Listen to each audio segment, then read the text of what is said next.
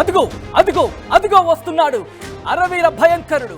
సముద్రంలో దొంగలకి మరీ ముఖ్యంగా ఉగ్రవాదులకి దడ పుట్టించే వాడొక్కడొస్తున్నాడు. వాడు అడుగు పెట్టాడంటే దొంగలకి ఇంకా పరారే. వాడు అడుగు పెడితే ఉగ్రవాదులు ఎక్కడున్నా ఉరికించి కొడతాడు. వాడు వెళ్తున్నాడు, వాడు వచ్చేశాడు, వాడు వస్తున్నాడు. వాడే మన ఐఎన్ఎస్ విక్రాంత్. ఎస్, భారత్ పాకిస్తాన్ మధ్య ఉద్రిక్తతలు పెరుగుతున్న నేపథ్యంలో ఇప్పుడు రంగంలోకి దిగాడు ఐఎన్ఎస్ విక్రాంత్. పహల్గాం దాడి వ్యూహాత్మకంగా కేంద్రం అడుగులు వేస్తోంది. పక్కా ప్లాన్ ప్రకారం అరేబియా సముద్రంలోకి ఐఎన్ఎస్ విక్రాంత్ దించింది. ఐఎన్ఎస్ విక్రాంత్ లో రాఫెల్ యుద్ధ విమానాలతో మోహరించిన పరిస్థితి. 36 ఎయిర్ క్రాఫ్ట్లను ఏకకాలంలో తీసుకువెళ్లగల సామర్థ్యం ఉంది ఐఎన్ఎస్ విక్రాంత్కి. ముంబై తీరంలో అన్ని ఏజెన్సీలను అలర్ట్ చేసింది కేంద్రం. ఐఎన్ఎస్ విక్రాంత్ ని మోహరించింది.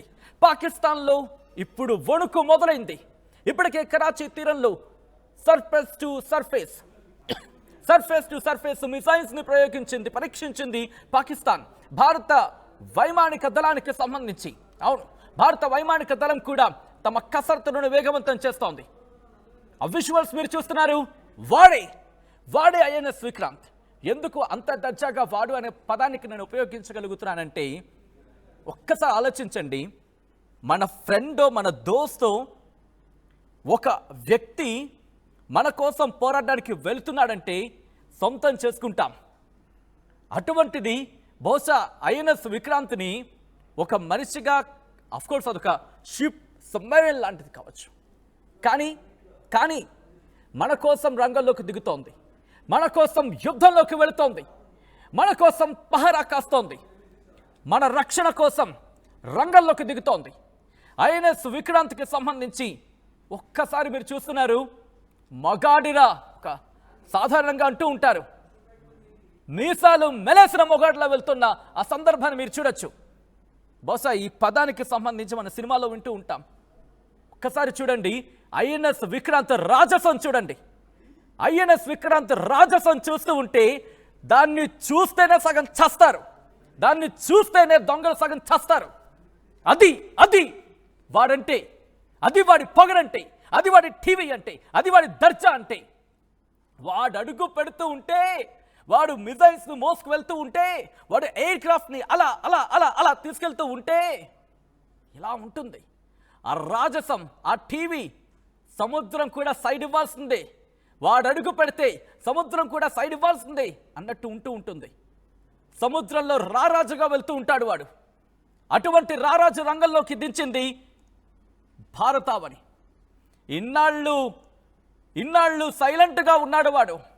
ఇప్పుడు ఉండేదేలే. వాడికి ఒళ్ళు కాలింది, వాడి రక్తం కూడా మరిగిపోతోంది. వాడి రక్తం అంటే ఏంటి?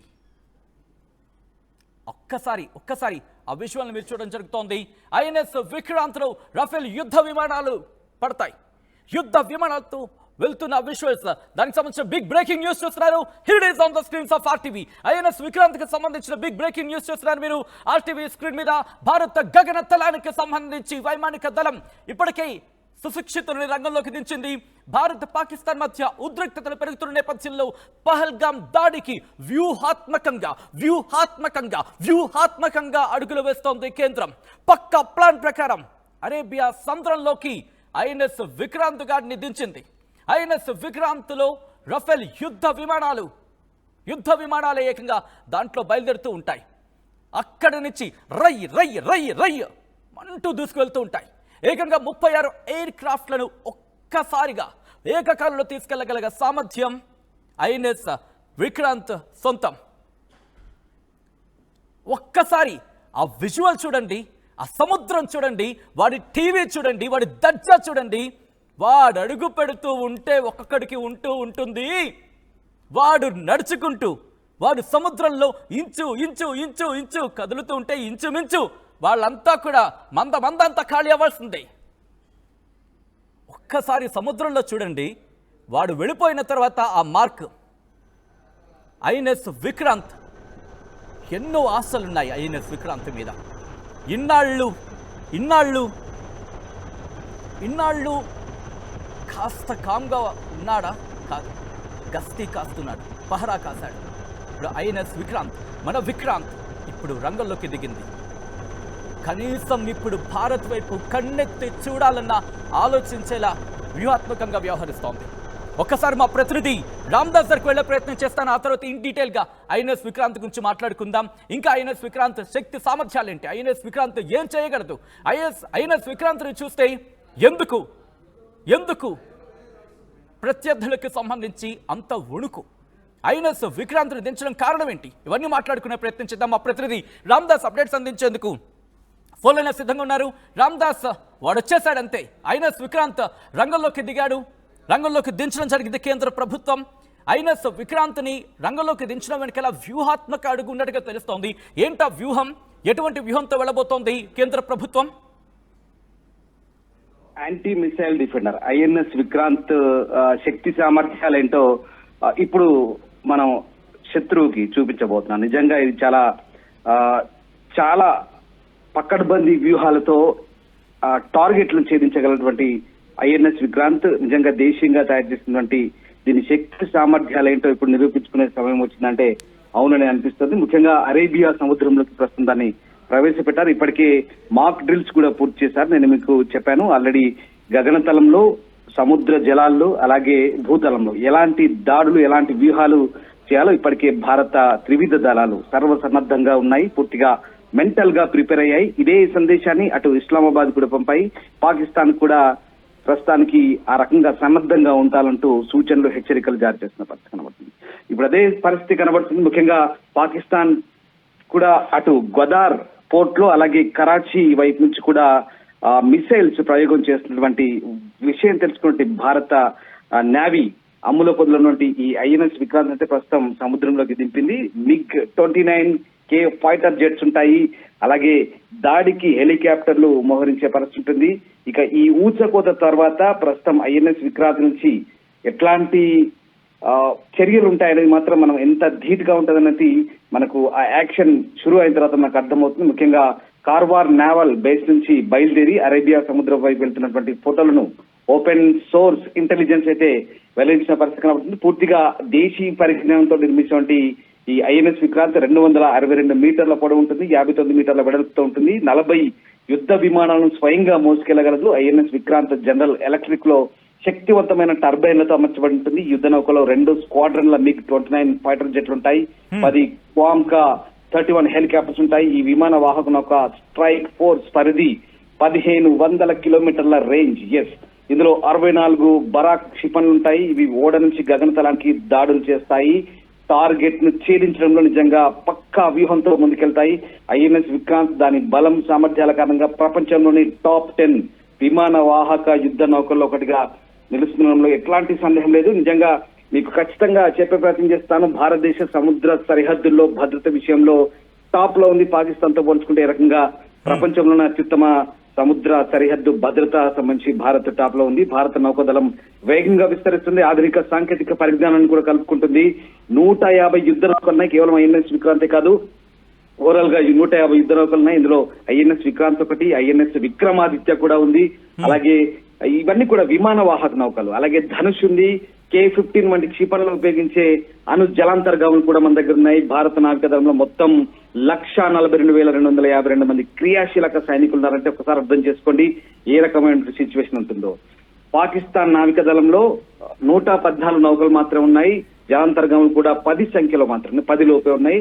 ఇక ఫ్రిగేట్ యుద్ధ నౌకలు ఉన్నాయి. కానీ ఇటీవల పాకిస్తాన్ కూడా తన నావిక శక్తిని పెంచుకున్నప్పటికీ భారత నావికాదళ పరిధి, నెట్వర్కింగ్, అణ్వాయుధ సామర్థ్యంలో అసలు జుజుబి ఇంకేం లేదు, వేస్ట్ అన్నమాట. సో ఆ రకంగా సైనిక సామర్థ్యం, సాంకేతిక ఆధిపత్యం, వ్యూహాత్మక సంసిద్ధత విషయానికి వస్తే నిజంగా భారతదేశం పాకిస్తాన్ కంటే చాలా రెట్లు ముందుంది.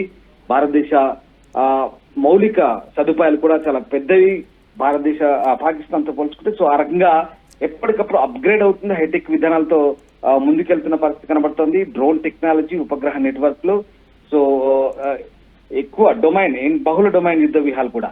సో ఆ రకంగా భారత్ ని ఎప్పుడు ముందుస్తున్నాయి. సో ఆ రకంగా సముద్ర జలాలకు సంబంధించి యుద్ధం కనుక ఇటువంటి వ్యూహాలు కనుక ఉంటే కనుక ఖచ్చితంగా భారత్ ముందుంటుందనడం ఎటువంటి అతిశక్తి లేదు. బట్ ఎక్కడ కరాచీ, గోదార్ నుంచి ఏదైతే అక్కడి నుంచి వాళ్ళు ఏదైతే మిసైల్స్ ను ఇప్పటికే ప్రయోగాత్మకంగా చూస్తున్నారంటే పాకిస్తాన్ మేకపోతు గాంభీర్యాన్ని ప్రదర్శిస్తుందని ఇక్కడ మనం చెప్పకనే చెప్పాల్సి వస్తుంది. ఎందుకంటే పాకిస్తాన్ భయపడుతుంది. పాకిస్తాన్ భారత్ చేస్తున్న హెచ్చరికలతోనే పాకిస్తాన్ భయపడుతున్న పరిస్థితి కనబడుతుంది. కరాచీ తీరంలో సర్ఫేస్ టు సర్ఫేస్ మిసైల్స్ అయితే పరీక్షించినట్టుగా కనబడుతుంది. సో భారత గగనతలాన్ని కూడా మూసివేసింది. కేవలం ఇటు గగనతలము ఇటు సముద్ర జలాల నుంచి, ఎందుకంటే కరాచీ నుంచి గోదావరి నుంచి ఇటు మనకు గుజరాత్ తీరం దాకా, అలాగే కచ్ తీరం వైపు, అలాగే రాజస్థాన్ వైపు ఒకవేళ అటాక్ చేస్తే గనక, యుద్ధమే గనక వస్తే గనక, ఇవన్నీ మనం ఆ పరిణామాలు అంత దాకా వస్తే గనక మనకి ఈ తీర ప్రాంతం అంతా కూడా ఇటువైపు నుంచి అటాక్ చేసే వెళ్ళింది. కాబట్టి ఇక్కడ పూర్తి స్థాయిలో మన నేవల్ బేస్లు అన్ని కూడా సిద్ధంగా ఉన్నాయి సమాధానం చెప్పేందుకు. 100 కిలోమీటర్ల వంటి టార్గెట్ ని కూడా ఛేదించి అక్కడ ప్రత్యర్థి మిసైల్స్ కూడా గుర్తించి వాటిని విచ్ఛిన్నం చేస్తూ ముందుకు తీసుకెళ్లి గమ్యాన్ని చేరుకునేటువంటి సామర్థ్యాలు మనం దేశీయ పరిజ్ఞానంతో రూపొందించిన ఐఎన్ఎస్ విక్రమాదిత్య మనం దేని గురించి మాట్లాడుకుంటున్నాము. సో అది ఆ రకంగా పూర్తి స్థాయి శక్తి సామర్థ్యాలతో కూడుకున్నటువంటి ఈ ఐఎన్ఎస్ విక్రమాదిత్య ప్రస్తుతం భారత్ అరేబియా సముద్ర జలాల్లోకి అయితే ప్రవేశపెట్టింది. సో ఆ రకంగా ప్రస్తుతానికైతే భారత్ శక్తి సామర్థ్యాలకు సంబంధించి మనం ఎట్లాంటి అనుమానం లేదు. ప్రపంచంలోనే వన్ ఆఫ్ ది బెస్ట్ మనకు సైనిక శక్తి సామర్థ్యాలు నేవీ పరంగా కూడా మనం చెప్పుకోవాల్సిన అంశం కనబడుతుంది సచిన్. సో ఇక్కడ అంటే మీరు అంటున్నట్టుగా ఇక్కడ ఒకవేళ గదార్ పోర్ట్ నుంచి ఒకవేళ ఏదైనా చైనా మేడ్ ఏదైనా అక్కడ నుంచి నావిక పరికరాలను ఉపయోగించే అవకాశం కూడా లేకపోలేదు పాకిస్తాన్. సో అందుకు ధీటుగా కూడా మనం ఇక్కడ జలాంతర్గాములు కూడా ఉన్నాయి, అవి కూడా పూర్తి స్థాయిలో సన్నద్ధంగా ఉన్నాయి. సో సముద్ర గర్భం నుంచి కూడా వెళ్లి దాడి చేసే శక్తి సామర్థ్యాలు భారత్ దగ్గర ఉన్నాయి. అంటే మనం ఈ సందర్భం వచ్చింది కాబట్టి చెప్పుకుంటాం. ఇన్ని రోజులు కూడా భారత నావికదళ సత్తా ఏంటో ఇప్పుడు నిరూపించుకునే పరిస్థితి వచ్చిందా అంటే, ఒకవేళ సముద్రం వైపు నుంచి కూడా అటాక్ జరిగితే కనుక ఖచ్చితంగా భారత్ వైపు నుంచి ధీటైన సమాధానం చెప్పే సందర్భం అయితే కనబడుతుంది. ఇందాక మీకు చెప్పిన అన్ని అంశాల పరంగా. సో సాంకేతికంగా ఆధునికత పరంగా భారతదేశం ఎట్టి పరిస్థితుల్లో ముందుందని చెప్పాలి. చూడాలి, అటు పాకిస్తాన్ కూడా శత్రువును తక్కువ అంచనా వేయాల్సిన అవసరం లేదు. యుద్ధ సన్నాహాలు ఉన్నప్పుడు ప్రతి వ్యూహాలు ఉంటే ఖచ్చితంగా ఆ రకంగా వాళ్ళు కూడా ఇతరుల సహాయం తీసుకొని లేదా సాంకేతిక సహాయం తీసుకొని నేరుగా ఇతరులు వాళ్ళకి సహాయం చేయకపోయినా ఆ రకమైన సహాయ సహకారాలతో ఖచ్చితంగా ప్రత్యర్థిపై దాడులు చేసే వ్యూహాలు. ఒక్కసారి మీరు లైన్ లో ఉండే ప్రయత్నం చేయండి. పాకిస్తాన్ వ్యూహానికి ప్రతి వ్యూహాలు భారత్ ముందుగానే పసిగడుతోంది, ఆ వ్యూహాలతో ముందుకు వెళుతోంది.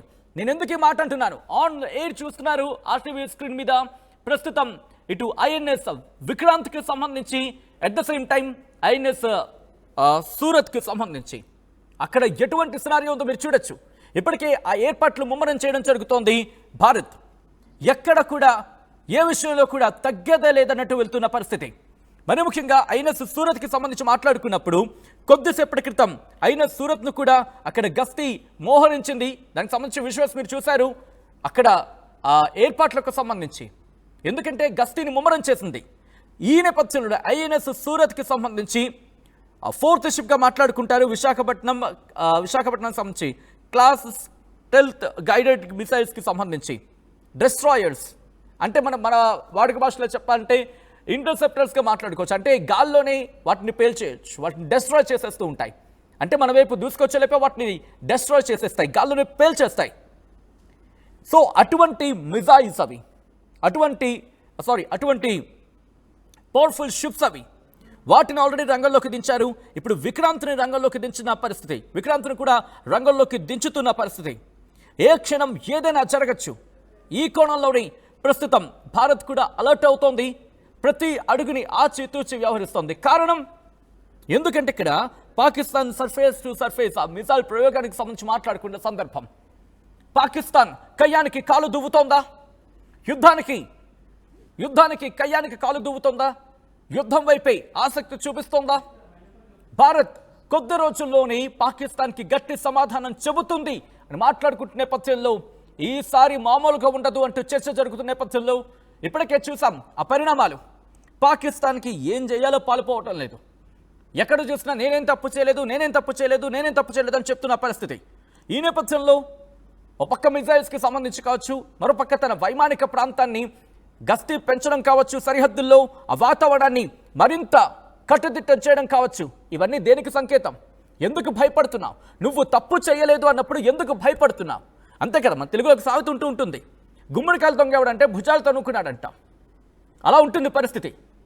నిన్నేమో ఆ టెర్రరిస్ట్ ఆర్గనైజేషన్కి సంబంధించిన ఒక వ్యక్తి ఆయనేమో రియాక్ట్ అవుతాడా, నాకేం సంబంధం లేదు, ఇదంతా కల్పిత కథనాలని చెప్పి. మరికి మీరు చేసిన పనులకు సంబంధించి మాట్లాడరే.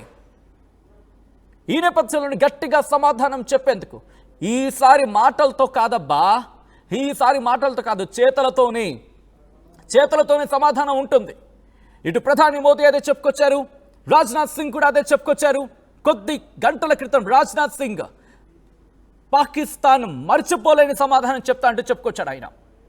ఇటు ప్రధాని మోదీ కూడా ఒకటే చెప్పారు, ఒకటే అంటున్నారు, పాకిస్తాన్ జీవితాంతం గుర్తు పెట్టుకునేలా సమాధానం చెప్తా ఉంటూ చెప్పుకొచ్చారు. ఇటు అఖిలపక్ష సమావేశం జరిగింది, అఖిలపక్షం కూడా ఒకటే చెబుతోంది, ఇటు టెర్రరిస్ట్ సంబంధించి ఉగ్రవాదాన్ని పూర్తిగా నిర్మూలించేలా చర్యలు ఉండాలి అంటూ, దానికి పూర్తి మద్దతు ఉంటుంది ప్రభుత్వానికి అంటూ చెబుతోంది అఖిలపక్షం. దాంతోపాటు ఇటు అమెరికా సపోర్ట్ ఇస్తోంది, దాంతోపాటు ఆఫ్ఘనిస్తాన్ సపోర్ట్ ఇచ్చిన సందర్భం, దాంతోపాటు సౌదీ అరేబియా మద్దతు ఇస్తోంది. ఇంకేం కావాలి? చైనా మద్దత, బహుశా చైనా కూడా ఎందుకంటే ఇండైరెక్ట్గా అడిగింది టారిఫ్ వార్లో మాకు భారత్ సపోర్ట్ గురించి అంటూ కూడా. ఒకవేళ చైనా కూడా మద్దతు ఇస్తే ఇక పాకిస్తాన్ తోక ముడవాల్సిందే. ఒక్కసారి ఆ విజువల్స్ మీరు చూడొచ్చు, చూడడం జరుగుతుంది. ప్రెసిడెంట్ ఐఎన్ఎస్ విక్రాంత్కి సంబంధించి, అలాగే ఐఎన్ఎస్ సూరత్కి సంబంధించి పాకిస్తాన్ మిజైల్ ప్రయోగానికి సంబంధించి మీరు చూస్తున్నారు. సర్ఫేస్ టు సర్ఫేస్ మిజైల్ని ప్రయోగించడం జరుగుతుంది పాకిస్తాన్.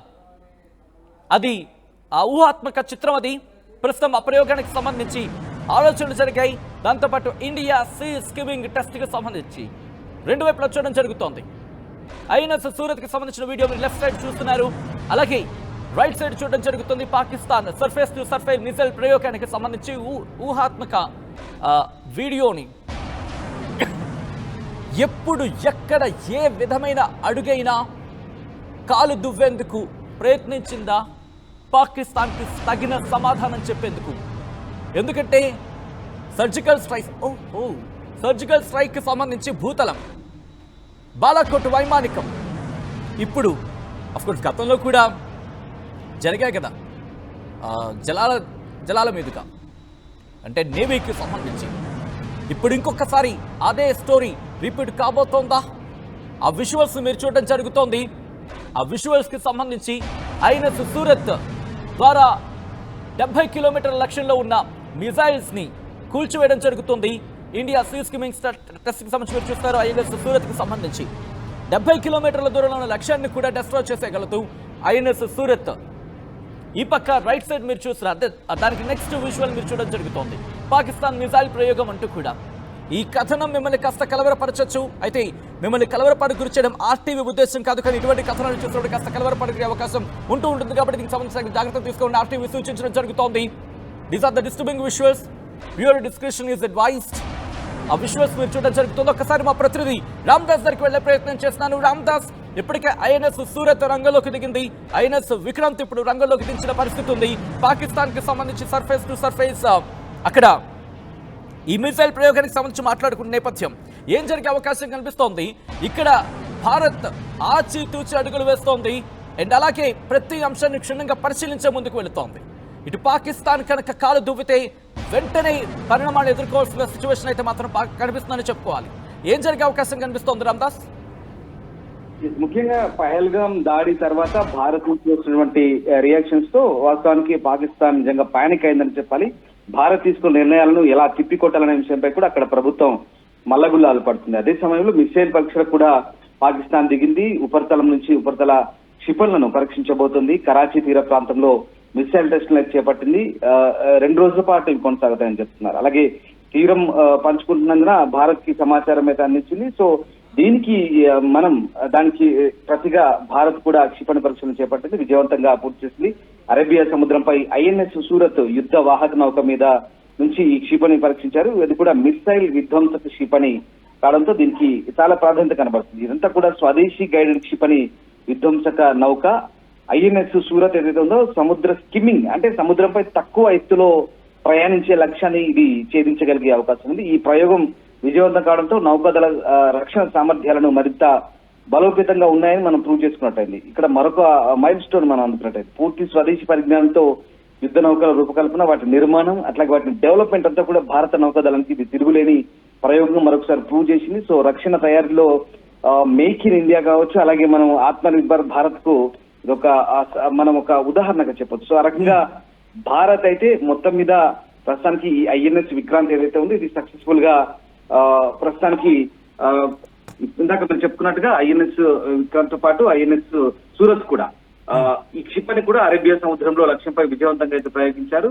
సో ఆ రకంగా భారత నౌకాదళ వ్యూహాత్మక సామర్థ్యాన్ని ఇది ఒక రకంగా చాటి చెప్తుందని చెప్పాలి. సో ఏదేమైనా కూడా సముద్ర రక్షణకు సంబంధించి సముద్ర పరంగా జలాల పరంగా జరిగే ఒకవేళ ఏదైనా అనుకోని ఘటన చోటు చేసుకునే కనుక మనకు శత్రుదేశం నుంచి వచ్చేటువంటి పూర్తి స్థాయి వ్యూహాలను పసిగట్టి వారిపై దాడి చేసేందుకు స్వదేశీ పరిజ్ఞానంతో రూపొందించినటువంటి ఈ యుద్ధ నౌకలో ఆధునిక ఆయుధాలు, సెన్సార్లు అమర్చున్నాయి. ప్రత్యక్ష కార్యాచరణ సో ఖచ్చితమైన లక్ష్యాన్ని టార్గెట్ ను చేయగలదు. నౌకా దళం అయితే దీనికి సంబంధించి కూడా చాలా సముద్ర ప్రయోజనాలు కాపాడంలో చాలా సీరియస్ గా ఉన్నట్టుగా మనకు అర్థమవుతుంది. సో ఈ నేపథ్యంలో ఇజ్రాయెల్ తో జాయింట్ గా చేశారు. Medium range surface to air క్షిపణి అది కూడా ప్రయోగించారు. దానిపై కూడా 70 కిలోమీటర్లు చెప్తున్నారు. సో శత్రు విమానాలు, డ్రోన్లు గాల్లో ఎగురుతున్నటువంటి వీటిని కూడా నాశనం చేయగలరు. సో అక్కడ మనం ఒకటి గమనించాలి, పాకిస్తాన్ అరేబియా సముద్రం అంతా కూడా నో ఫ్లై జోన్ ప్రకటించింది. సో ఈ ఉద్రిక్తతల నడుమ ప్రస్తుతం అరేబియా సముద్రంలో నో ఫ్లై జోన్ ఉన్న కారణంగా 480 కిలోమీటర్ల పరిధి కలిగిన ఈ క్షిపణిని పరీక్షించే అవకాశం అనేది కనబడింది. సో మొత్తం మీద పాకిస్తాన్ పహల్గాం దాడి తర్వాత అటు వాళ్ళు అలర్ట్ అవుతున్నారు, ఇటు భారత్ కూడా అంటే వాళ్ళు ఎట్లాగో మొదటి కూడా కుయుక్తులు పంటారు, అశాంతి అల్లకొల్లలు సృష్టించిన వాళ్ళే మళ్ళీ ఇప్పుడు రెచ్చగొట్టే ప్రణాళికలు కూడా రూపొందిస్తారు. బట్ భారత్ మాత్రం మనం డిస్కస్ చేసుకున్నట్టుగా అన్ని రకాల శక్తి సామర్థ్యాలతో ప్రస్తుతం సిద్ధంగా ఉంది.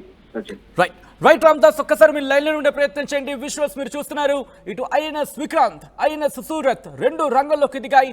అరేబియా సముద్రంలో ఇద్దరు కూడా ఇప్పుడు గస్తీ కాయబోతున్నారు.